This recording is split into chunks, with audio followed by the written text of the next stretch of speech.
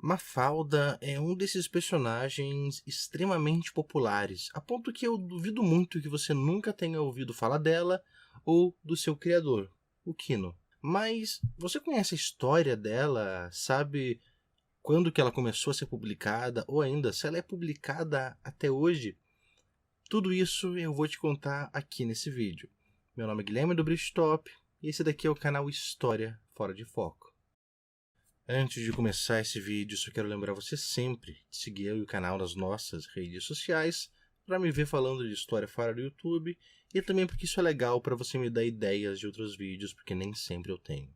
Indo aqui então para Mafalda, ela é muito conhecida e ela é bem famosa principalmente por ser uma personagem questionadora, que ela está sempre questionando a realidade, questionando as pessoas, questionando as relações familiares e principalmente questionando a política, a ponto que o Umberto Eco classifica ela como uma menina questionadora, e eu não estou aqui, para discordar de Umberto Eco. Só que apesar de tudo isso que a gente conhece hoje, sabe da Mafalda, ela teve uma origem curiosa. Ela foi criada para fazer propaganda por uma marca de eletrodomésticos que são os eletrodomésticos Mansfield. A ideia era colocar essa propaganda embutida dentro das tiras e assim quando as tiras fossem publicadas nos jornais, a propaganda passaria ali desapercebida. Essas tiras ali na época foram oferecidas para um jornal chamado Clarim, que percebeu o que estava acontecendo e disse: não, eu não vou publicar isso daqui. Depois disso, o Kino foi falar ali com o editor, que era um amigo dele, e foi para a revista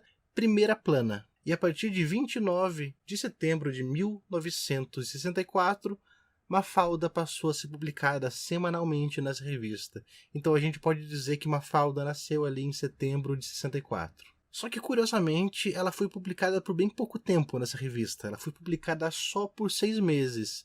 Isso aconteceu pelo seguinte: o Kino, o autor, ele descobriu que essa revista se considerava a proprietária dessa obra dele, que era a Mafalda. O que ele fez então foi pegar os originais dele, sair da revista e rompeu tanto com a revista quanto com o editor dela, que era esse amigo do Kino, que levou ele a ser publicado ali. Depois disso, a tira da Mafalda passou a ser publicada no jornal chamado É o Mundo. E é bem importante ela ter sido publicada nesse jornal porque ele era diário. Por ele ter sido diário, ter uma periodicidade maior e um espaço de tempo menor, as tiras podiam falar de assuntos muito mais recorrentes, assuntos que aconteceram por vezes no dia anterior. Só que ela também não ficou tanto tempo ali. Ela entrou no em 65 e em 67 o jornal fechou. Até que em 68 ela ganha uma nova casa, um jornal chamado Sete Dias Ilustrados. E Mafalda era um personagem tão popular nessa época que ela não só começou a ser publicada nesse jornal, ela chegou a enviar uma espécie de carta-currículo para o editor, se apresentando sua família, os amigos, os personagens da tira, a qual foi publicada ali no jornal. A carta, inclusive, falava sobre a Mafalda, dizendo o que ela queria ser no futuro, quando ela dizia o seguinte: quando eu crescer, vou ser tradutora da ONU. Quando os embaixadores brigarem, vou traduzir tudo ao contrário, para eles se entenderem melhor que haver paz de uma vez por todas. Ou seja, isso já mostra bem, essa personalidade questionadora da Mafalda, a qual todo mundo adorava. Era aquele ar bonitinho, questionador de criança que faz perguntas bobas, porém bem assertivas, e por vezes acaba fazendo uma crítica muito contundente à realidade, que era o que a Mafalda fazia. Inclusive, alguns anos depois, o Kino chegou a dizer do porquê ela não cresceu.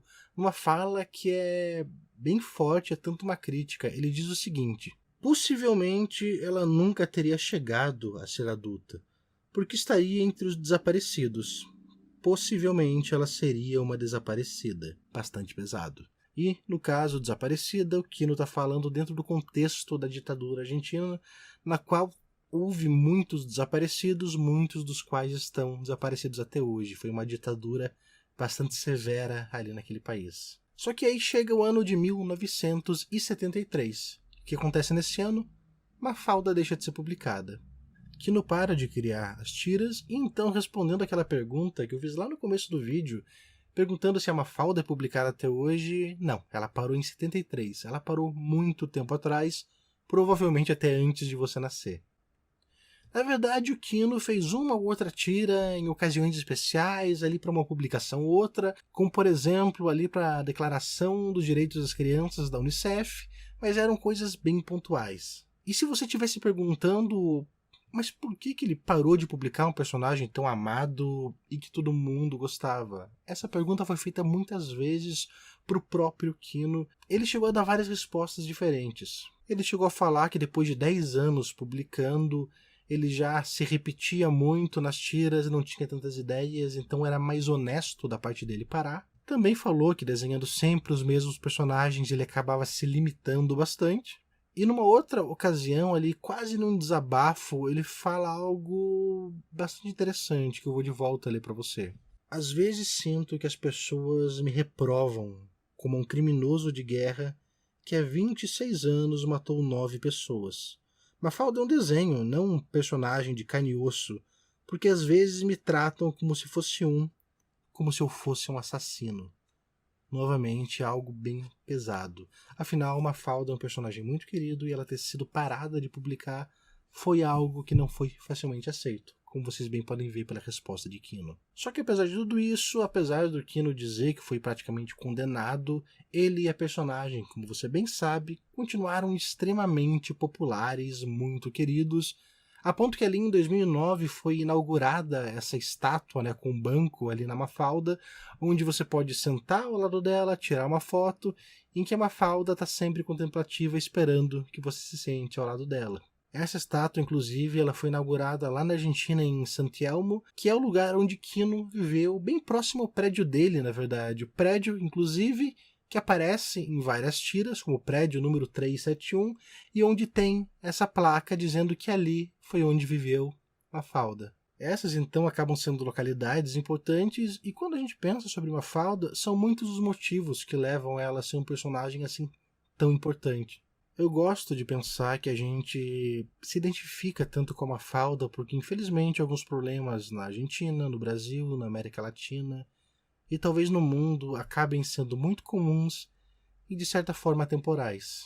Eu, pessoalmente, para falar sobre isso, gosto muito dessa tira aqui de 29 de junho de 1966, que foi publicada ali um dia depois do golpe militar na Argentina. Nela, a Mafalda olha diretamente para o leitor através das páginas do jornal e diz: então é isso que nos ensinaram na escola. E eu sinto que a cada dia nós continuamos nos deparando com acontecimentos trágicos e pensamos o mesmo, ou pelo menos eu penso o mesmo. E o tempo todo Mafalda tá lá, nos olhando.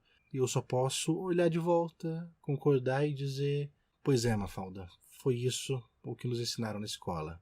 Pena que algumas pessoas não prestaram atenção. E bem, com esse clima aqui, concluo esse vídeo. Como o Kino, infelizmente, nos deixou aos 88 anos essa semana, né, no dia de ontem, quando eu gravo o vídeo, que foi dia 31 de outubro, esse aqui foi um vídeo que eu achei que seria interessante para contar essa história. Quero dizer para você que esse vídeo inteiro foi feito em cima desse livro que você me viu lendo, que é o livro Bienvenidos, do professor Paulo Ramos, o qual eu vou colocar para você a referência na descrição, caso você queira ler o livro, e vale muito a pena. Só saliento, esse capítulo que eu falei, ele se chama Muito Além de Mafalda, porque a intenção é falar de quadrinhos argentinos além do Kino, além de Mafalda, que é o que todos conhecem. Porém, esse livro vale muito a pena, ele tem alguns capítulos sensacionais, principalmente sobre Osterheld. E é um livro tão bacana que eu tenho não uma aqui, mas tenho 2 cópias, veja só. Mas o motivo é simples, a segunda é uma edição ampliada, então não é só porque eu sou um mega acumulador de livros, não que eu não seja. Então é isso, eu espero que você tenha gostado desse vídeo, tenha te levado a conhecer um pouco mais essa personagem, que com certeza você já conhecia um pouco. Não esqueça de curtir esse vídeo, compartilhar, se inscrever no canal e tudo mais. Mas enfim, nos vemos no vídeo seguinte.